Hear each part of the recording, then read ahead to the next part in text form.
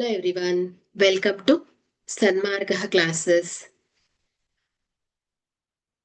ನೇರ ಮತ್ತು ವಿಲೋಮಾನುಪಾತಗಳು ಅಧ್ಯಾಯದ 1ನೇ ಪ್ರಶ್ನೆಯನ್ನ ಗಮನಿಸಿ. x ಮತ್ತು y ಪರಿಮಾಣಗಳು ಮತ್ತು k ಒಂದು ಸ್ಥಿರಾಂಕವಾಗಿದ್ದರೆ ವಿಲೋಮಾನುಪಾತವನ್ನ ಸೂಚಿಸುವ ಆಯ್ಕೆಯು.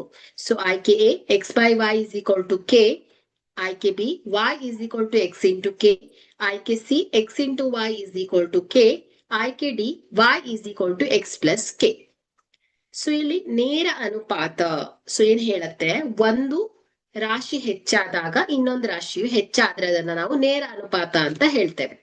So x by y is equal to k ಆಗಿರತ್ತೆ.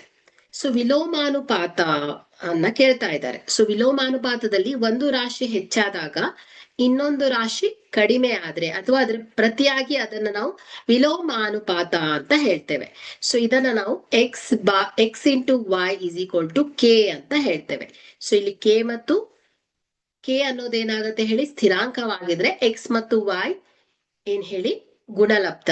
ಸೊ ಇವುಗಳ ಗುಣಲಬ್ಧ ಯಾವಾಗಲೂ ಸ್ಥಿರವಾಗಿರುತ್ತೆ. ಸೊ ಎಕ್ಸ್ ಮತ್ತು ವೈಗಳು ಪರಿಮಾಣಗಳು ಆಗಿರುತ್ತೆ.